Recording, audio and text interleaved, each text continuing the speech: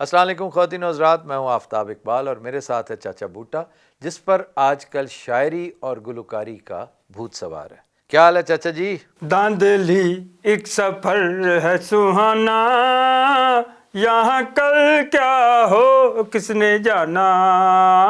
داندلی ایک سفر ہے سہانا، یہاں کل کیا ہو کس نے جانا۔ ہلے ہلے او ہلے ہلے او ہلے ہلے او مارتے کٹتے یہاں سے گزر، میڈیا کی تو پرواہ نہ کر۔ مارتے کٹتے یہاں سے گزر، میڈیا کی تو پرواہ نہ کر۔ تیرا کچھ نہ پٹو اے زمانہ، یہاں کل کیا ہو کس نے جانا۔ داندلی ایک سفر ہے سہانا، یہاں کل کیا ہو کس نے جانا۔ ہلے ہلے او ہلے ہلے او ہلے ہلے او ہلے ہلے او۔ روک لیتا ہوندا او بھائی جدو مرجی ادو روکیں گا۔ نہ مجھے آپ کے ساتھ ہمدردی ہے اور نہ مجھے ہنسی آ رہی ہے، کیوں جی؟ اس لیے کہ آپ نے آغاز ہی ولگیرٹی سے کیا ہے۔ او بھائیا کیڑی اڑلے اڑلے وچ کیڑی ورائٹی آندی ہے؟ اڑلے اڑلے اور چیز ہے، وہ تو یوڈلنگ ہے۔ ਆਹੋ ਤੇ ਜਦੋਂ ਉਹਨੂੰ ਕਾਲੀ ਦੇ ਵਿੱਚ ਕਹਿਣਾ ਤਾਂ ਉਲਟੇ ਹੋ ਹੀ ਜਾਣਾ ਵਾ। نہیں آپ نے آگے ایک لائن ایسی کہی تھی، یا کم سے کم مجھے ایسی سمجھ آئی ہے۔ چلیں چھوڑیں، کو اور بات کریں۔ ਉਹ ਭਾਈ ਜਾਂ ਤਾਂ ਦੱਸ ਤਾਂ ਸਹੀ ਵੀ ਕਿਹੜੀ ਗੱਲ ਵਾ, ਮੈਂ ਅੱਗੇ ਤੋਂ ਨਾ ਕਰਾਂ। نہیں میں نے نہیں دسنا، میں نہیں بتاتا۔ ਇੱਕ ਤਾਂ ਤੂੰ ਇੱਕ ਗੁੱਸਾ ਕਰ ਜਾਣਾ ਵਾ ਛੇਤੀ। دیکھیں پیروڈی میں تھوڑا بہت اوپر نیچے کر لینے سے بھی بیوٹی آ جاتی ہے، ضروری نہیں کہ آپ کو ہارڈ کور ٹرپل ایکس کرنے کی ضرورت ہے۔ ਉਹ ਭਾਈ ਥੋੜੇ ਬਹੁਤੇ ਨਾਲ ਫਰਕ ਨਹੀਂ ਪੈਂਦਾ, 50-50 ਹਜ਼ਾਰ ਦਾ ਤਾਂ ਫਰਕ ਪੈਣ ਡਿਆ ਵਾ। ਤੇ ਸਾਡੀ ਮਾੜੇ ਮੋਟੇ ਉਰੇ ਪਰੇ ਕਰੇ ਨਾ ਤੈਨੂੰ ਸੁਰ ਸਮਝ ਆ ਜਾਣਗੇ। ایک تو آپ اتنا اونچا بول رہے ہیں، میرا دماغ معاف ہو جاتا ہے۔ ਉਹ ਭਾਈ ਤੇਰਾ ਦਿਮਾਗ ਵੈਸੇ ਹੀ ਬਹੁਤ ਮੌਬ ਹੋਇਆ ਪਿਆ ਵਾ। ਆ ਕਾਜੂ ਤੇ ਪਿਸਤਾ ਘੱਟ ਖਾਇਆ ਕਰ ਤੂੰ, ਜਿਹੜੀਆਂ ਦਿਮਾਗ 'ਚ ਧਾਂਕਾਂ ਲਾਈਆਂ ਗਰਮ ਸੌਦੇ ਦੀਆਂ। یہ دماغ کے لیے اچھی ہوتی ہیں۔ ਓਏ ਇੰਨੀਆਂ ਬਹੁਤੀਆਂ ਚੰਗੀਆਂ ਨਹੀਂ ਹੁੰਦੀਆਂ, ਇਹ ਇੱਕ ਇੱਕ ਦੋ ਦੋ ਹੁੰਦੇ ਦਾਣੇ। ਤੂੰ ਤਾਂ ਬੁੱਕਾਂ ਭਰ ਭਰ ਸੁੱਟਦਾ ਵਾ। ਇਹ ਵੈਸੇ ਭਾਈ ਹਫਤੇ ਦੇ ਕਿੰਨੇ ਕੁ ਕਿਲੋ ਖਾ ਜਾਣਾ ਤੂੰ? کلو کون کھاتا ہے؟ ਕਿਉਂ ਜੀ, ਕਿਲੋ ਤੋਂ ਵੀ ਵੱਧ ਖਾਂਦੇ ਹੋ? نہیں چچا پاگل ہے کیا؟ ਅੱਛਾ ਸਾਰੀਆਂ ਗੱਲਾਂ ਛੱਡ, ਉਹ ਮੈਨੂੰ ਇਹ ਦੱਸ ਵੀ ਸਿਆਸਤ ਦੀ ਕੀ ਸੂਰਤ ਹਾਲ ਹੋਈ ਆ? سیاست دی صورتحال ਤੁਹਾਡੇ ਸਾਹਮਣੇ ਹੀ، ਇਲੈਕਸ਼ਨ ਹੋ ਰਿਹਾ ਪਹਿਲੇ ਦਿਨ ਦਾ ਹੀ۔ ਇਲੈਕਸ਼ਨ ਦੇ ਬਾਰੇ ਤਾਂ ਮੈਂ ਭਾਈ ਇੱਕੋ ਹੀ ਗੱਲ ਕਰੂੰਗਾ, ਉਹ ਕੀ? ਇਲੈਕਸ਼ਨ ਤੋਂ ਵੜ ਗਿਆ। یہ بھی ولگیرٹی کے زمرے میں آتا ہے، فضول فکر ہے۔ ਇਹ ਜਾ ਕੇ ਮਰਬਤ ਨੂੰ ਕਹਿ, ਮੈਨੂੰ ਨਾ ਕਹਿ ਭਾਈ। مروت نے بھی ویسے کمال ہی کیا ہے۔ ਅੱਛਾ ਤੂੰ ਜਾਣਦਾ ਵਾ ਮਰਬਤ ਨੂੰ؟ ملاقات نہیں ہوئی براہ راست، لیکن ایک دفعہ فون آیا تھا ان کا جب دبئی آئے تھے نا۔ ਤੇ ਫਿਰ ਮਿਲੇ ਕਿਉਂ ਨਹੀਂ ਭਾਈ؟ میں اس وقت نیو یارک تھا۔ ਤੇ ਬੰਦਾ ਕਿਦਾਂ ਦਾ ਵਾ ਮਰਬਤ ਭਾਈ? بڑا پیارا مٹھڑا آدمی ہے، محبت کرنے والا۔ ਅੱਛਾ ਜੀ, ہاں جی ਪਰ ਇਲੈਕਸ਼ਨ ਪੂਰੇ ਭਾਰ ਨਾਲ ਜਿੱਤਿਆ ਵਾ। ہاں جی ماشاءاللہ دبنگ طریقے سے جیتا۔ کے پی میں تو صورتحال ہی ڈیفرنٹ ہے نا۔ کے پی میں تو جس نے خان کا نام لے لیا وہ جیت گیا۔ ਇਹ ਫੈਸਲਾਬਾਦ ਦੇ ਵਿੱਚ ਵੀ ਭਾਈ ਇਦਾਂ ਹੀ ਆ, ਇਹ ਜਿਹਨੇ ਉਹਦਾ ਨਾਂ ਲਿਆ ਉਹਦਾ ਬੇੜਾ ਪਾਰ ਹੋ ਗਿਆ। میں ویسے بہت حیران ہوں چاچا جی، بہت حیران ہوں کہ فیصل آباد نے تے او محبت دا ثبوت دیتا ہے کہ حیران کر دیتا ہے۔ اجے چند دن پہلے نواز شریف موٹر وے دا وعدہ کر کے آیا۔ ਹੁਣ ਨਵਾਜ਼ ਸ਼ਰੀਫ ਨੇ ਨਵਾਂ ਪੈਗਾਮ ਭੇਜਿਆ ਵਾ ਫੈਸਲਾਬਾਦ। او کی؟ ਆ ਮੋਟਰਵੇ ਦੀ ਜਗ੍ਹਾ ਤੇ ਤੁਸੀਂ ਟੱਟੂ ਲੈ ਲਓ। پھر وہی بات۔ ਹਾਏ ਹਾਏ ਵੀ ਇਹਦੇ 'ਚ ਫੇਰ ਉਹੀ ਗੱਲ ਕੀ ਹੋਈ ਬਈ? ਉਹ ਭਾਈ ਤੂੰ ਆਪੀ ਤਾਂ ਕਹਿਣਾ ਵੀ ਸ਼ੇਖ ਚਿਲੀ ਦੇ ਖੋਤੇ ਦਾ ਨਾਮ ਸੀ ਟੱਟੂ। تو اس کی شان نزول کیا ہے، یہاں اس کا کیا تعلق ہے؟ چاچا تو کی کرنا ہے؟ ਉਹ ਯਾਰ ਮੈਨੂੰ ਦੱਸ ਵੀ ਆ ਮੋਟਰਵੇ ਤੇ ਸਵਾਰੀਆਂ ਦੌੜਦੀਆਂ ਨਹੀਂ, ہاں جی دوڑ دیا نے۔ ਤੇ ਤੂੰ ਆ ਟੱਟੂ ਨੂੰ ਸਵਾਰੀ ਨਹੀਂ ਸਮਝਦਾ? چاچا میں گزارش کرا۔ ਓਏ ਹੁਣ ਮੈਨੂੰ ਬਰਗਲੈਟੀ ਨਾ ਕਹੀਂ ਓਏ। نہیں آپ برگلیٹی کر رہے ہیں۔ ਮੈਨੂੰ ਦੱਸ, ਕਸਮ ਚੁੱਕ ਕੇ ਦੱਸ ਵੀ ਮੈਂ ਕਿਹੜੀ ਬਰਗਲੈਟੀ ਕਰੀ ਆ। دیکھیں ہم جب لفظ استعمال کرتے ہیں نا، کھوتا، گھوڑا، ٹٹو، हाँ जी। तो वो ठीक है, लेकिन जब आपके मुंह से निकलता है ना ये, तो फिर वर्गलाइटी के जुमरे में। यार तू कैसी जालमा वाली गल करन डिया वा नहीं, जालमा वाली गल की है भी मेरा भी एक वोट वा तेरा भी एक वोट वा है तो फिर भी ਤੁਹਾਡਾ खोता टट्टू मेरा खोता टोमी ये मुहावरा कुछ और है, चाचा तू कुछ और बनाता है। भी ਤੈਨੂੰ ਤਾਂ ਸਮਝ ਆ ਗਿਆ ਨਾ ਮੈਂ ਕੀ ਕਹਿਣਾ ਚਾਹੁੰਦਾ ਵਾ अच्छा हुण तू ਇਹੋ ਜਿਹਾ लफ्ज इस्तेमाल नहीं करने। ਚਲੋ ਜੀ ਅਸੀਂ ਹੁਣ ਟੋਮੀ ਇਸਤੇਮਾਲ ਨਹੀਂ ਕਰਦੇ और ਭਾਈ टोमी नहीं, दूसरा ਟੱਟੂ ये नहीं इस्तेमाल करना चाचा। ਹੁਣ ਇਹਦਾ ਮਤਲਬ ਵੀ ਇਹਦੇ ਨਾਲ ਜਿਹੜੀ ਵੀ ਸ਼ੈ ਹੋਈ ਰਲਦੀ ਉਹ ਮੈਂ ਕਹਿਣੀ ਨਹੀਂ ਤੂੰ ਹੁਣ ਕੱਲ ਨੂੰ ਕਹੇਂਗਾ ਵੀ ਟੱਟ ਵੀ ਨਾ ਕਹੋ नहीं, टट टट पूंजिया होता है, मुझे पता है। ਇਹ ਕਿਹੜਾ ਜੀ ਇਹ ਟੱਟ ਪੂੰਜੀਆ ਕਿਹੜਾ ਹੁੰਦਾ ਜਿਹੜਾ ਲਿੱਦ ਸਾਫ ਕਰਦਾ ਵਾ जो टाट पे बैठता है वो सीधा सी चटाई पे बैठता है, गरीब आदमी। ਉਹਨੂੰ ਟੱਟ ਪੂੰਜੀਆ ਕਹਿੰਦੇ ਆ हाँ जी। ਨਹੀਂ ਜੇ ਟੱਟ ਪੂੰਜੀਆ ਚੱਲ ਸਕਦਾ ਵਾ ਤੇ ਭੈਣ ਟੱਟੂ ਨਹੀਂ ਚੱਲ ਸਕਦਾ खुद नजरात आपसे मुलाकात होगी नेक्स्ट। ਉਹ ਨਹੀਂ ਹੁਣ ਜਾਣਾ ਕਿੱਥੇ ਆ मैंने नहीं करना चाचा तुम्हारे साथ शो, बस ਓਏ ਕਰਨਾ ਕਿਉਂ ਨਹੀਂ ਸਾਨੂੰ ਕਰਮ ਕਰਕੇ ਮੁੜ ਕੇ ਜਹਾਜ਼ ਤੇ ਮੰਗਣ ਲੱਗ ਜਾਣਾ ਵਾ आप ही कर, फिर मैं नहीं करना। ਆਪੇ ਮੈਂ ਕਿਦਾਂ ਕਰਾਂ ਵੀ ਤੂੰ ਮੈਨੂੰ ਕੁਝ ਪੁੱਛੇਗਾ ਤਾਂ ਮੈਂ ਦੱਸੂ ਲੈ ਦੇਖ ਹੁਣ ਇਹਨੂੰ ਸੱਪ ਸੁੰਘ ਗਿਆ ਵਾ ਓ ਬੋਲ ਭਾਈ ਓਏ ਹੁਣ ਤੇ ਕੋਈ ਵੀ ਨਹੀਂ ਚੁੱਪ ਰਹਿਣ ਡਿਆ ਤੂੰ ਕਿਦਾਂ ਚੁੱਪ ਰਹਿਣ ਡਿਆ ਵਾ चाचा तुम्हें मेरा भी कोई एहसास नहीं है, कोई शर्म नहीं आती तुम्हें? ਓ ਭਾਈ ਸ਼ਰਮ ਆਉਂਦੀ ਹੈ ਤਾਂ ਤੇਰੇ ਪ੍ਰੋਗਰਾਮ 'ਚ ਆਇਆ ਵਾਂ लोग समझते हैं ये मेरा स्क्रिप्ट है सारा। ਓਏ ਸਕ੍ਰਿਪਟ ਤਾਂ ਸਾਰਾ ਤੇਰਾ ਹੀ ਹੁੰਦਾ ਵਾ ਅਬ ਇਹ ਟੱਟੂ ਛੱਟੂ ਵੈ ਪਾ ਲੈਣਾ ਵਾ मैंने आपको मना किया था। ਓਏ ਇਹਦੇ ਨਾਲ ਜਿਹੜਾ ਰੌਣਕ ਜੀ ਲੱਗ ਜਾਂਦੀ ਆ ਤੇਰਾ ਸਕ੍ਰਿਪਟ ਵੀ ਭਰਿਆ ਭਰਿਆ ਲੱਗਦਾ ਵਾ ਵਿੱਚ ਦੋ ਤਿੰਨ ਟੱਟੂ ਛੱਟੂ ਪਏ ਹੋਣੇ ਚਾਹੀਦੇ ਆ ਉਹ ਲੋਕ ਖੁਸ਼ ਹੁੰਦੇ ਆ ਟੱਟੂ ਸੁਣ ਕੇ एडिटर साहब ये गुफ्तगू सारी निकाल दीजिएगा। ਇਹ ਮੈਂ ਐਡੀਟਰ ਦੇ ਖੁੰਨੇ ਵੀ ਭੰਨੂਗਾ ਜੇ ਮੇਰਾ ਟੱਟੂ ਕੱਟਿਆ और ये पता किसने एडिट करना है? ਕਿਨੇ ਜੀ हसीब खान ने। ਆ ਗੰਦੇ ਆਂਡੇ ਨੇ हाँ जी। ਓਏ ਉਹ ਤਾਂ ਨਹੀਂ ਫੇ ਕੱਟ ਸਕਦਾ ਉਹਨੂੰ ਮੈਂ ਕਵਾਂ ਭਾਵੇਂ ਨਾ ਕਵਾਂ ਉਹ ਤੇ ਆ ਮੇਰੇ ਤੋਂ ਵੱਡਾ ਬਰਗਲ ਆ कैसे बरगल है? ਉਹਦਾ ਸਿਰ ਦੇਖਿਆ ਵਾ ਐਦਾਂ ਦੇ ਸਿਰ ਵਾਲਾ ਬੰਦਾ ਟੱਟੂ ਕੱਟ ਸਕਦਾ ਵਾ यार प्लीज चाचा, प्लीज प्लीज प्लीज। ਹੁਣ ਕੋਈ ਸਵਾਲ ਪੁੱਛ की सवाल पूछा चाचा, तू बोर ही कर देना। ਆ ਕੱਲ ਮੈਨੂੰ ਇੱਕ ਪਟਵਾਰੀ ਦਾ ਫੋਨ ਆਇਆ ਵਾ पटवारी असली वाला या ये जो?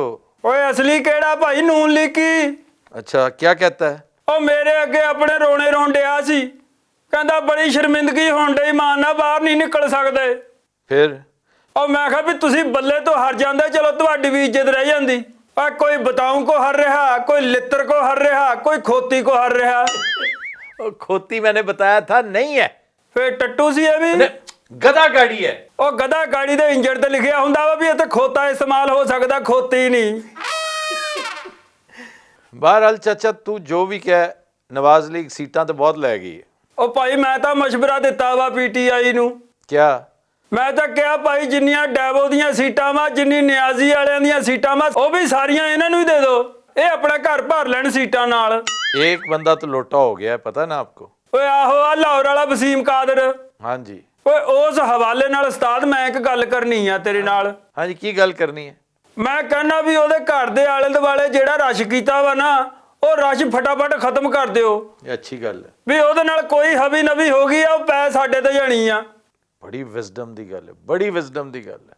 ਔਰ ਉਧਰੋਂ ਮੁਕੱਦਮਿਆਂ ਦੇ ਵਿੱਚ ਵੀ ਖਾਨ ਸਾਹਿਬ ਦੀ ਡਬਲ ਸੈਂਚਰੀ ਹੋਣ ਵਾਲੀ ਆ ਚਾਚਾ ਕੋਈ ਖਾਸ ਗੱਲ ਇਲੈਕਸ਼ਨ ਦੇ ਵਾਲੇ ਨਾਲ ਜਿਹੜੀ ਕੋਈ ਨਵੀਂ ਹੋਵੇ, ਕੋਈ ਆਮ ਬੰਦੇ ਨੇ ਨਾ ਕੀਤੀ ਹੋਵੇ? ਉਹ ਯਾਰ ਤੈਨੂੰ ਮੈਂ ਪਹਿਲੇ ਦਿਨ ਦੱਸਿਆ ਸੀ ਨਾ ਵੀ ਮੈਨੂੰ ਬੜਾ ਪਿਆਰ ਆ ਰਿਹਾ ਆਵਾਮ ਤੇ ਜਿਨ੍ਹਾਂ ਨੇ ਵੋਟ ਪਾਏ ਨੇ। ਹਾਂਜੀ ਤੇ ਨਾਲ ਮੈਨੂੰ ਚੰਦ ਸਿਆਸਤਦਾਨਾਂ ਤੋਂ ਵੀ ਬੜਾ ਪਿਆਰ ਆਇਆ ਭਾਈ ਉਹ ਕਿਹੜੇ ਨੇ ਸਿਆਸਤਦਾਨ?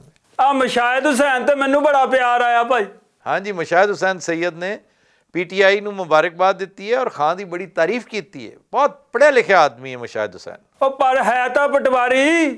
ਅੱਛਾ, ਪਟਵਾਰੀ ਨਹੀਂ ਕਹਿੰਦਾ, ਮਾਈਂਡ ਕਰ ਜਾਂਦੇ ਨੇ। ਕੌਣ ਪਟਵਾਰੀ? ਚਾਚਾ ਨਾ ਕਰਿਆ ਕਰ, ਟਿਚਕਰਾਂ ਨਾ ਕਰਿਆ ਕਰ। ਇੱਕ ਤਾਂ ਮੈਨੂੰ ਤੇਰੀ ਸਮਝ ਨਹੀਂ ਆਉਂਦੀ। ਉਹ ਟੱਟੂ ਤੂੰ ਨਹੀਂ ਮੈਨੂੰ ਕਹਿਣ ਦਿੰਦਾ, ਉਹ ਟਿਚਕਰ ਤੂੰ ਨਹੀਂ ਮੈਨੂੰ ਕਰਨ ਦਿੰਦਾ। ਇਹ ਮੈਨੂੰ ਲੱਗਦਾ ਮੈਨੂੰ ਪੀਟੀਆਈ ਛੱਡਣੀ ਪੈਣੀ ਆ। ਬਈ ਛੱਡ ਦੇ ਮੇਰੇ ਨੂੰ, ਮੈਂ ਤੈਨੂੰ ਫੜਿਆ। ਹੁਣ ਨਹੀਂ ਮੈਂ ਛੱਡਣੀ। ਨਹੀਂ ਤੂੰ ਜੁਆਇਨ ਕਰ ਲਈਏ, ਤੂੰ ਤੇ ਕਿਹਾ ਸੀ ਮੈਂ ਪੀਟੀਆਈ ਦਾ ਹੈਗਾ ਹੀ ਨਹੀਂ। ਉਸ ਦਿਨ ਤੱਕ ਨਹੀਂ ਸੀ ਹੈ ਜਦੋਂ ਤੱਕ ਇਹ ਧਾਂਦਲੀ ਨਹੀਂ ਸੀ ਹੋਈ। ਅੱਛਾ, ਇਧਰੋਂ ਧਾਂਦਲੀ ਹੋਈ ਆ, ਇਧਰੋਂ ਮੈਂ ਕੱਪੜੇ ਬੰਨਣੇ ਸ਼ੁਰੂ ਕਰਦਾ ਵੀ ਮੈਂ ਚੱਲਿਆ ਪੀਟੀਆਈ 'ਚ। ਵਾਹ ਵਾਹ ਵਾਹ। ਓਏ ਅੱਛਾ ਭਾਈ, ਮੈਂ ਹੀ ਗੱਲਾਂ ਕਰੀ ਜਾਂਦਾ ਵਾਂ, ਉਹ ਤੂੰ ਵੀ ਕੋਈ ਗੱਲ ਦੱਸ, ਤੂੰ ਵੀ ਤਨਖਾਹ ਲੈਣਾ ਇਸ ਮਹਿਕਮੇ ਕੋਲੋਂ? ਕਿਸ ਮਹਿਕਮੇ ਕੋਲੋਂ? ਆ ਜਿਹੜਾ ਸਾਡਾ ਸ਼ੋਅ ਬਣਾਉਂਦਾ। ਚਾਚਾ ਮੈਂ ਕੀ ਤਬਸਰਾ ਕਰਾਂ, ਤੁਸੀਂ ਬਹੁਤ ਅੱਛਾ ਕਰ ਦਿੱਤਾ, ਬਸ ਗੱਲ ਮੁਕਾਓ। ਉਹ ਨਹੀਂ ਵੀ ਦੱਸ ਤਾਂ ਸਹੀ ਵੀ ਖਾਨ ਕਹਿੰਦਾ ਕੀ ਆ? ਖਾਨ ਕਹਿੰਦਾ ਹੈ ਕਿ ਇੰਟਰਫੇਅਰ ਨਾ ਕਰੋ, ਖੁਦਾ ਦਾ ਵਾਸਤਾ ਜੇ ਇੰਟਰਫੇਅਰ ਨਾ ਕਰੋ, ਬਸ ਇਹ ਕਹਿੰਦਾ। ਹਾਂ ਵੀ ਤੁਸੀਂ ਆਪ ਹੀ ਤਾਂ ਕਹਿੰਦੇ ਸੀ ਵੀ ਵੋਟਾਂ ਪਾਊ ਤੇ ਪਤਾ ਲੱਗ ਜਾਊਗਾ। ਹਾਂ ਤੇ ਵੋਟਾਂ ਪਈਆਂ ਨੇ, ਹੁਣ ਪਤਾ ਤਾਂ ਲੱਗ ਗਿਆ ਕਿ ਉਹਨੇ 2/3 ਅਕਸਰੀਅਤ ਲੈ ਲਈ ਹੈ। ਉਹ ਲੇਕਿਨ ਭਾਈ ਉਹ ਮੰਨਦੇ ਵੀ ਤੇ ਨਹੀਂ ਨਾ। ਬਸ ਇਹੀ ਤੇ ਟ੍ਰੈਜੇਡੀ ਹੈ ਚਾਚਾ। ਵੀ ਇਹ ਜਿਹੜੀ ਉਹਦੇ ਨਾਲ ਕੋ ਵੱਡਿਆਂ ਬੰਦਿਆਂ ਨੇ ਮੇਲ ਮਿਲਾਪ ਕੀਤੀ ਆ, ਉਹਦਾ ਕੀ ਬਣੂਗਾ? ਇਹ 2-3 ਦਿਨ ਪੁਰਾਣੀ ਖਬਰ ਹੈ ਚਾਚਾ, ਮੁਲਾਕਾਤਾਂ ਹੋਈਆਂ ਨੇ ਔਰ ਅੱਜ ਵੀ ਤਵੱਕੋ ਹੈਗੀ ਹੈ ਔਰ ਅੱਗੇ ਚੱਲ ਕੇ ਵੀ ਇਹ ਸਿਲਸਿਲਾ ਰਹੇਗਾ ਮੁਲਾਕਾਤਾਂ ਦਾ। ਔਰ ਮੇਰੀ ਆਪਣੀ ਇਨਫੋਰਮੇਸ਼ਨ ਹੈ ਕਿ ਖਾਨ ਜਿਹੜਾ ਨਾ ਉਹ ਇਹ ਕਹਿੰਦਾ ਹੈ ਕਿ ਮੈਂ ਹਟਧਰਮੀ ਨਹੀਂ ਕਰ ਰਿਹਾ, ਮੈਂ ਅੜੀ ਨਹੀਂ ਕਰ ਰਿਹਾ। ਅੜੀ ਉਹ ਕਰਦਾ ਹੈ ਜਿਹੜਾ ਹਰਦਾ ਹੋਵੇ, ਜਿੱਤਣ ਵਾਲਾ ਵੀ ਕਦੇ ਅੜੀ ਕਰਦਾ। ਉਹ ਕਹਿੰਦਾ ਹੈ ਕਿ ਬਸ ਤੁਸੀਂ ਇਹਦੇ ਵਿੱਚ ਖਾਮਖਾ ਇੰਟਰਫੇਰੈਂਸ ਨਾ ਕਰੋ, ਤੁਸੀਂ ਉਹਨੂੰ ਸਪੋਰਟ ਕਰ ਰਹੇ ਹੋ ਜਿਹੜਾ ਵਿਚਾਰਾ ਹਾਰਿਆ, ਨਿਹਾਇਤ ਥੱਕੀ ਹੋਈ ਹੁੰਦੀ ਪਾਰਟੀ ਔਰ ਥੱਕੀ ਹੋਈ ਹੁੰਦੀ ਸਿਆਸਤ ਹੈ, ਉਹਨੂੰ ਤੁਸੀਂ ਸਪੋਰਟ ਕਰ ਰਹੇ ਹੋ। ਫਿਰ ਤੁਹਾਨੂੰ ਇਹ ਵੀ ਸਮਝ ਨਹੀਂ ਆ ਰਹੀ ਕਿ ਯੰਗਸਟਰ ਜਿਹਨੇ ਪਹਿਲੀ ਵਾਰੀ ਨਿਕਲ ਕੇ ਗੱਜ ਵੱਜ ਕੇ ਵੋਟ ਪਾਇਆ, ਲੱਗਦੀ ਫਬਦੀ ਤੋਂ ਵੋਟ ਪਾਇਆ, ਉਹ ਕਿਸ ਤਰ੍ਹਾਂ ਘਰ ਬਹਿ ਜਾਏਗਾ, ਕਿਸ ਤਰ੍ਹਾਂ ਟਿਕੇਗਾ? ਉਹ ਇਲੈਕਸ਼ਨ ਹਜ਼ਮ ਕਰਨ ਦੇਗਾ ਨਵਾਜ਼ ਸ਼ਰੀਫ ਨੂੰ ਜਾਂ ਜ਼ਰਦਾਰੀ ਨੂੰ? ਓਏ ਤੇ ਤੂੰ ਦੱਸ ਵੀ ਕਿਉਂ ਨਹੀਂ ਮੰਨਦੇ? ਮੈਨੂੰ ਕੀ ਪਤਾ ਕਿਉਂ ਨਹੀਂ ਮੰਨਦੇ, ਉਹਨਾਂ ਕੋਲ ਪੁੱਛ। ਓ ਯਾਰ ਸਾਨੂੰ ਇਹ ਦੱਸ ਵੀ ਇਹ ਸਿਲਸਿਲਾ ਕਦੋਂ ਤੱਕ ਚੱਲੂਗਾ? ਜ਼ਿਆਦਾ ਨਹੀਂ ਚੱਲੂਗਾ, ਇਹ ਦੇਖ ਲੈਣਾ ਤੁਸੀਂ, ਇਹ ਪਰੇਸ਼ਾਨ ਕੁਨ ਮਰਾਹਲ ਵਿੱਚ ਦਾਖਲ ਹੋਏਗਾ। ਓਏ ਅੱਛਾ ਇਹਨਾਂ ਨੂੰ ਛੱਡ, ਮੈਨੂੰ ਇਹ ਦੱਸ ਵੀ ਸਾਡੇ ਮੁਲਕ ਦੀਆਂ ਖਬਰਾਂ ਕੀ ਆ? मुल्क दियाँ खबरें चाचा जी पता लगनगियाँ इलेक्शन सेल तो। ख़वातीन हज़रात हम चलते हैं लाहौर, जहाँ हमें ज्वाइन किया है अली हसनैन ने और इस्लामाबाद से हमारे साथ होंगे शकील साहब। जी हसनैन, ये बताइए कि बज़ाहिर तो यूँ लग रहा है कि जिन लोगों ने हुकूमतें बनानी थी, जो अपनी तरफ से तैयार होके किट शिट पहन के आए थे, वो एक एक करके बेचारे दिल बर्दाश्ता होते जा रहे हैं, जहांगीर तरीन सियासत से ही तायब हो गए हैं और परवेज़ खटक साहब ने भी वही कुछ किया है। खैर इन दोनों ने तो बिल्कुल ठीक किया, यही होना चाहिए था। लेकिन इसके साथ ही साथ पीपल्स पार्टी के अंदर से भी ऐसी खबरें आ रही हैं कि वो मशवरा दे रहे हैं कि हम पीडीएम वाला तजुर्बा ना करें। तो क्या है आपके पास ताज़ा तरीन? जी सर बिल्कुल, और ये जिसने भी मशवरा दिया पीपल्स पार्टी को वो यकीनन उनका बहुत बड़ा खैर ख्वाह है, क्योंकि पिछले 16 माह की जो हुकूमत थी उसका नतीजा आपने देखा, उसका रद्द अमल आपने देखा कि अवाम ने क्या रद्द अमल शो किया। और अभी आपने जिक्र किया जहांगीर तरीन साहब का और परवेज खटक साहब का, आप एक जिक्र करना भूल गए और वो है मियां नवाज शरीफ का, कि नून लीग ने अपने जिन कायद का नाम इस्तेमाल करके वोट मांगा अपनी आवाम से, उन्होंने वजीर आजम के लिए नवाज शरीफ का नाम ही तजवीज नहीं किया। वो कह रहे हैं कि शहबाज शरीफ हमारे वजीर आजम होंगे। और आपको याद है कि तमाम अखबारात के फ्रंट पेज पर फुल पेज एड, याद है ना? जी जी। इसका किसी ने कभी हिसाब नहीं मांगा इनसे कि कितने करोड़ रुपए का एक ऐड है एक अखबार। और तमाम अखबार, क्या अंग्रेजी क्या उर्दू, 2 इदारों को गौर करना चाहिए था इस पर। एक तो इलेक्शन कमीशन को और दूसरा वो इदारे जो छाप रहे हैं, वो अखबारात जो पैसे लेकर एक चीज़ छाप रहे हैं, कुछ थोड़ा सा ख्याल करना चाहिए था कि क्या हमें ये छापना चाहिए। कुछ तरला करते, कोई रिक्वेस्ट करते कि भाई अंदरूनी सफात पे छाप दो, लेकिन चूंकि बहुत महंगा होता है फ्रंट पेज, 400 गुना ज्यादा पैसे होते हैं, बल्कि इससे भी ज्यादा। तो भाई ये पैसा जो है ना, ये हमें ले डूबेगा। अच्छा भाई, ये इधर क्या कह रहे थे आप? अच्छा सर, मेरा यहाँ पे एक सवाल है कि जिस तरह आपने जहांगीर तरीन का देखा, परवेज खटक, नवाज शरीफ, आपको नहीं लगता कि इनका इस्तीफा देना किसी और को भी ये नाराजगी का इजहार कर रहे हैं कि हमारे साथ जो वादे किए गए थे वो पूरे नहीं हुए? वही ना, कि हमें तो ये कहकर आप लेकर आए थे और हमें आपने ख्वार किया, यहाँ पे ख्वार किया, पिछली दफ़ा ख्वार किया, हमें बहला फुसला के, हम तो छोटे छोटे चुन्ने मुन्ने बच्चे हैं, हमें आप लेकर आए थे कि जनाब बेहतरीन आपको बना बनाया एक फील्ड दे देंगे और आप उसमें हुक्मरानी करेंगे, मुल्क में तामीर और तरक्की की एक लहर आ जाएगी, दूध की नहरें बहेंगी। और आपने 16 माह हमें भी जलील किया, आवाम को भी जलील किया। अब आपने कहा कि जनाब आप इंग्लैंड से आए, हम आंखें फर्शे राह हैं, पूरी कौम आपको ہاتھوں ہاتھ لے گی اور آپ کو 2/3 اکثریت وہ چونکہ ہم نے دلانی ہے، وہ تو مسئلہ ہی کوئی نہیں ہوگا۔ اور آپ فکر نہ کریں، جب ایک فکرہ آ گیا نا کہ ساڈی گل ہو گئی ہے، تو اس کے بعد جی تو لوگوں نے دلچسپی نہیں لینی اس کام میں۔ کوئی عمران خان کی تصویر لگانے والا نہیں رہے گا، کیونکہ اسے پتہ ہونا چاہیے کہ ووٹ تو پڑنے نہیں ہیں، البتہ مار ضرور پڑ جائے گی۔ چنانچہ آپ دیکھتے رہیے، بہترین سارا سلسلہ ہوگا، اور جو کچھ ہوا وہ اس کے برعکس ہے۔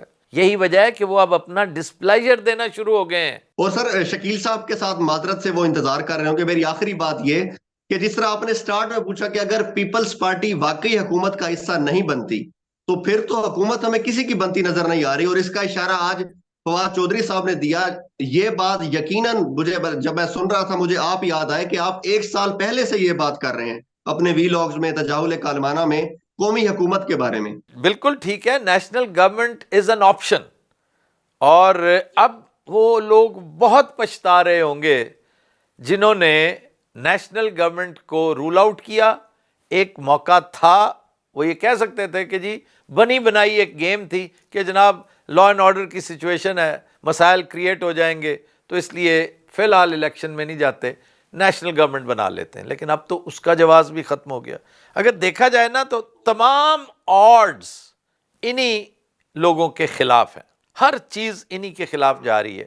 چلے شکیل صاحب کی طرف جاتے ہیں۔ اچھا جی، آپ نے سنا ہوگا کہ پیپلز پارٹی کی سینٹرل ایگزیکٹو کمیٹی کا جو اجلاس ہو رہا ہے اس میں اب یہ بات چل رہی ہے کہ زرداری صاحب صدر بن جائیں، اور شاید سٹریٹجی ان کی یہ ہوگی جو کانسٹیٹیوشنل پوسٹس ہیں 2-3، صدر ہو گیا، سینٹ چیئرمین ہو گیا، یا اسپیکر نیشنل اسمبلی، یہ لے لیں اور گورنمنٹ کا حصہ نہ بنے، تاکہ جو بدنامی ہے، جو مشکلات ہیں، اس میں ہم حصے دار نہ بنے، کیونکہ جو اکنامک سچویشن ہے وہ بہت ہی خطرناک ہے۔ کل حسین حقانی ایک ٹی وی چینل پہ بات کر رہے تھے کہ جو اکنامک پرابلمز ہیں ان کا کہیں ذکر نہیں آ رہا سامنے۔ اس وقت پاکستان کے اوپر جو ایکسٹرنل ڈیٹ ہے 128 ارب ڈالر کا ہے، جس میں سے 28 ارب 2 سال کے اندر اندر ہم نے ری پے کرنے ہیں۔ تو جو بھی حکومت میں آئے گا اس کے لیے یہ شدید مشکلات کا باعث بنے گی چیز۔ تو اسی وجہ سے شاید پیپلز پارٹی کے لوگ ان لائنز پہ سوچ رہے ہیں کہ ہم کانسٹیٹیوشنل عہدے تو لے لیں لیکن گورنمنٹ کا حصہ ہم نہ بنے، ویسے سپورٹ کرتے رہیں، کوئی منسٹر ہمارا نہ ہو، تاکہ جو بھی ان پاپولیرٹی ہو وہ کسی اور کے کھاتے میں جائے اور ہم جو ہیں وہ بدنام نہ ہوں۔ اور ویسے بھی ان کو اندازہ ہے کہ یہ حکومت زیادہ دیر چلے گی نہیں، تو اگر 2 سال بعد 2.5 سال بعد الیکشنز ہوتے ہیں تو ہماری سچویشن بہتر ہوگی۔ شکیل صاحب اس کو کہتے ہیں کہ کمبل مجھے نہیں چھوڑتا، میں تو چھوڑتا ہوں، کمبل نہیں مجھے چھوڑ رہا۔ یہ چوں کریں چراں کریں، جیسے ضیاء الحق کو کہا تھا نا ان کے ایک ساتھی نے، جنرل فضل حق نے، کہ جنرل صاحب اکٹھے آئے ہیں اکٹھے ہی جائیں گے، ٹھیک ہے؟ تو یہ اکٹھے ہی آئے ہیں، ایک ہی مار پہ تھے، ایک ہی اسکرپٹ کے تحت آئے ہیں، بھلے سے یہ کانسٹیٹیوشنل رول لیں، حکومتی رول لیں، جو مرضی لیں، ووٹس چونکہ ان کی مرضی کے نہیں پڑے، اندر سے خفت اور شرمندگی انہیں بھی ہے، چونکہ یہ ایک تگڑی پارٹی ہے، ایک سابق نظریاتی پارٹی ہونے کا اعزاز بھی پیپلز پارٹی کو حاصل ہے۔ ورنہ یہ نہیں ہوتا کہ آپ کا نظریہ کبھی ہوتا تھا آج نہیں ہے، یہ ایک سابق نظریاتی پارٹی ہے۔ تو وہ جو سینئرز ہیں انہوں نے مشورہ ٹھیک دیا ہوگا۔ اب جو گیون سرکمسٹانسز ہیں نا بھائی جان، ان میں سے کوئی ایسا نہیں، یہ سارے تل جو ہے نا ان میں تیل نہیں ہے۔ یہ اگلے 2 سال کیا، اگلے 10 سال میں بھی 28 ارب ڈالرز ریز ہی نہیں کر سکتے جو ری پے کرنے ہیں۔ اس لیے جو کرنا ہے وہ میجر ہوگا، سرجیکل ہوگا، کیٹاکلسمک ہوگا۔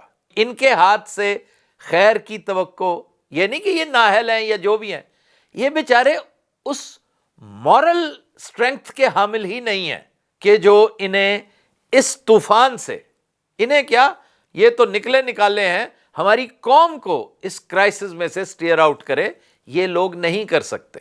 تو پھر سر اور کون کرے گا؟ وہ کرے گا جس نے 180 سیٹیں لی ہیں۔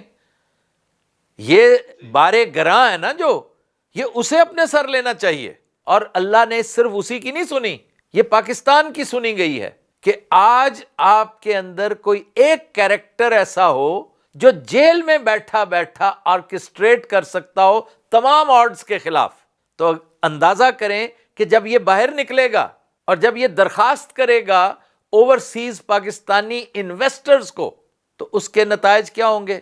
پھر یہ جب درخواست کرے گا تمام بڑے ممالک کو کہ بھائی ایک نیا ایرا شروع ہو رہا ہے، ایک نیا دور شروع ہو رہا ہے، ظاہر ہے اس کے جواب میں آگے سے یہی کہا جاتا تھا چھوڑیں جی چھوڑیں، پاکستان تو ہے یہ مانگت سٹیٹ ہے، ہمیں جو ہے نا بڑے فٹیگڈ ہیں ہم لوگ، مدد نہیں کر سکتے۔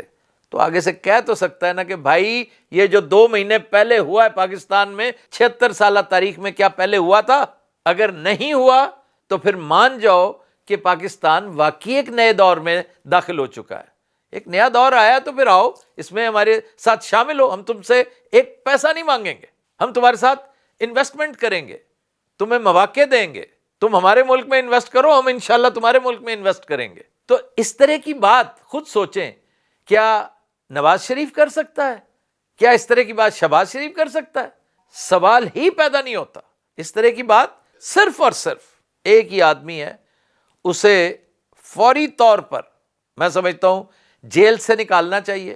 یہ بات ٹھیک چل رہی ہے کہ جو بنی گالہ کو سب جیل قرار دے دیا جائے گا، یہ وقت کی ضرورت ہے، اس لیے کہ بنی گالہ میں ہوگا نا تو نیگوسیشنز میں آسانی ہوگی۔ آپ سمجھتے ہیں نا کہ بہت سے لوگوں کو جانا پڑتا ہے وہاں پر ایک آدمی گیا، سب کو پتہ چل گیا جی یہ صاحب آئے تھے، کوئی کہہ رہا فلاں آیا تھا فلاں آیا تھا، لیکن آئے انہی کی طرف سے تھے۔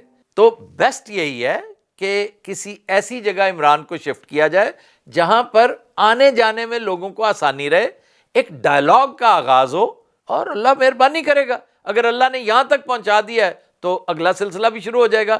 And I am not speaking for one party اور one man, I am speaking for Pakistan, اور پاکستان کے ساتھ تعلق نواز شریف کو بھی اتنا ہی ہے جتنا عمران خان کو ہے۔ شکیل صاحب یہ بتائیے کہ لاہور ہائی کورٹ میں جو تازہ ترین معاملہ ہوا ہے، وہ جو امیدیں لگا کر بیٹھے ہوئے تھے آزاد امیدوار، کیا بنا اس کا؟ وہ آپ نے سن لیا ہوگا کہ ریجیکٹ ہو گئی ہے یہ پٹیشن جو تھی، تو اب جی جو جی ہے یہ امیدوار جو ہیں وہ موسٹ پرابیبلی سپریم کورٹ ہی جائیں گے۔ انہوں نے تو کہا جی الیکشن کمیشن کے ٹریبیونل میں جائیں، تو اب یہی ہے کہ ان کے پاس آپشن کہ وہ سپریم کورٹ جائیں گے۔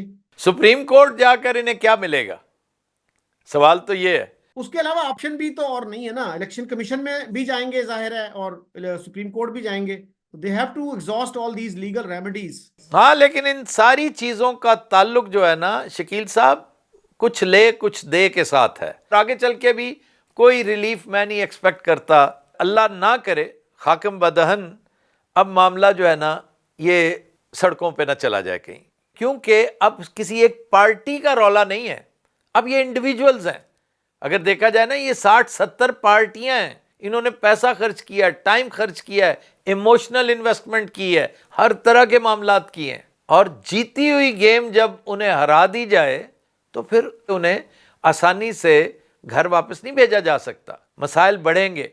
اور آپ نے سن لیا ہوگا کہ کراچی میں ایک تازہ ترین جو ہے، ہو سکتا ہے جب یہ شو ہمارا چلے اس وقت تک یہ بات پرانی ہو چکی ہو، لیکن ایگزیکٹلی ابھی ایک الرٹ آیا ہے ٹیررزم سے متعلق کہ آپ کو محتاط رہنا چاہیے، کیونکہ سٹریٹس میں مسائل ہیں۔ کراچی میں ایک بہت بڑی وارداتوں کی ایک سیریز جو ہے نا اس کے امکانات ہیں۔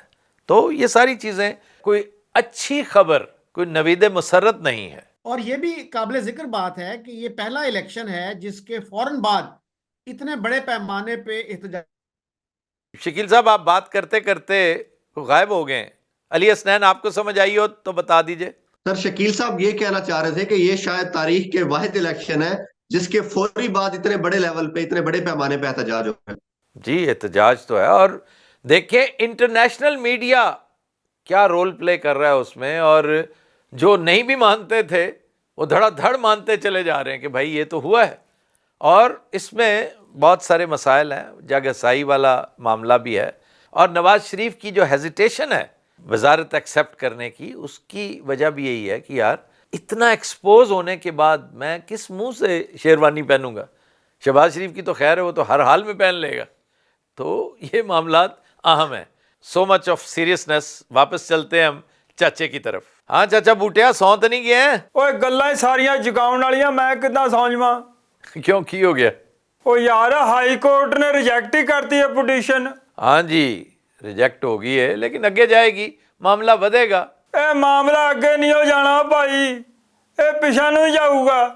ਇਹਦਾ ਕੀ ਮਤਲਬ ਹੈ? ਇਹ ਗਲੀਆਂ ਤੇ ਮੱਲਿਆਂ 'ਚ ਲਿਤਰੋ ਲਿਤਰੀ ਹੋਣਗੇ ਹੁਣ। ਵੈਸੇ ਇਹ ਵਾਕਈ ਬੜੀ ਤਸ਼ਵੀਸ਼ਨਾਕ ਗੱਲ ਹੈ, ਪਰੇਸ਼ਾਨ ਕੁਨ ਗੱਲ ਹੈ। ਚਾਚਾ ਇਹ ਖਬਰਾਂ ਔਰ ਤਜਜ਼ੀਏ ਨੂੰ ਛੱਡ ਇਹ ਦੱਸ ਕਿ ਉਸ ਨਜੂਮੀ ਵੱਲੇ ਤੂੰ ਜਾਣਾ ਸੀ, ਬੜਾ ਜ਼ਿਕਰ ਕਰ ਰਿਹਾ ਸੀ, ਗਿਆ ਸੀ ਉਹਦੇ ਵੱਲੇ? ਓਏ ਆਹੋ ਗਿਆ ਸੀ, ਉਹ ਮੇਰੇ ਤਾਂ 4 ਘੰਟੇ ਲੱਗ ਗਏ ਉੱਥੇ। ਅੱਛਾ ਜੀ। ਬੜਾ ਪਹੁੰਚਿਆ ਸੀ ਬੰਦਾ ਉਹ। ਫਿਰ? ਉਹ ਮੈਂ ਕਿਹਾ 10,000 ਬਾਬਾ ਵੀ ਤੇਰੇ ਨਜੂਮੀ ਹੋਣ ਦਾ ਕੀ ਫਾਇਦਾ। ਫਿਰ ਕੀ ਕਹਿੰਦਾ ਉਹ? ਉਹ ਕਹਿੰਦਾ ਕਿ ਸਾਰਾ ਮਾਮਲਾ ਤਬਾਹੀ ਵੱਲ ਨੂੰ ਜਾਣ ਡਿਆ ਵਾ। ਮੈਂ ਉਹਨੂੰ ਪੁੱਛਿਆ ਵੀ ਕੋਈ ਸੁਲਹ ਸਫਾਈ ਨਹੀਂ ਹੁੰਦੀ? ਫਿਰ? ਉਹ ਕਹਿੰਦਾ ਜੇ ਸੁਲਹ ਸਫਾਈ ਹੋ ਗਈ ਤੇ ਤਬਾਹੀ ਕਿੱਦਾਂ ਆਊਗੀ, ਇਸੇ ਕਰਕੇ ਜ਼ਰੂਰੀ ਆ ਵੀ ਸੁਲਹ ਸਫਾਈ ਨਾ ਹੋਵੇ। ਮੈਂ ਕਿਹਾ ਵੀ ਲਾਹਨਤ ਆ ਬਾਬਾ ਤੇਰੇ ਤੇ, ਨਾਲੇ ਤੇਰੇ ਨਜੂਮ ਤੇ। ਕਿਉਂ? ਉਹ ਬਸ ਮੈਂ ਕਿਹਾ ਵੀ ਭੈੜੀਆਂ ਗੱਲਾਂ ਕਰਨ ਡਿਆ ਵਾ। ਫਿਰ ਕੀ ਹੁਆ? ਉਹਦੇ ਮਰੀਦਾਂ ਨੇ ਵੀ ਬਹੁਤ ਬਦਤਮੀਜ਼ੀ ਕੀਤੀ। ਫਿਰ? ਉਹ ਗੁੱਸਾ ਮੈਨੂੰ ਵੀ ਆ ਗਿਆ, ਔਰ ਤੈਨੂੰ ਪਤਾ ਵੀ ਮੈਂ ਗੁੱਸੇ ਦਾ ਕਿੱਡਾ ਭੈੜਾ ਵਾਂ। ਬਸ ਫਿਰ ਉਹ ਲਿੱਤਰ ਪੈਣਾ, ਉਹ ਲਿੱਤਰ ਪੈਣਾ। ਉਹਨਾਂ ਨੂੰ? ਓਏ ਉਹਨਾਂ ਨੂੰ ਕਿੱਥੇ, ਮੈਨੂੰ ਪਾਇਆ।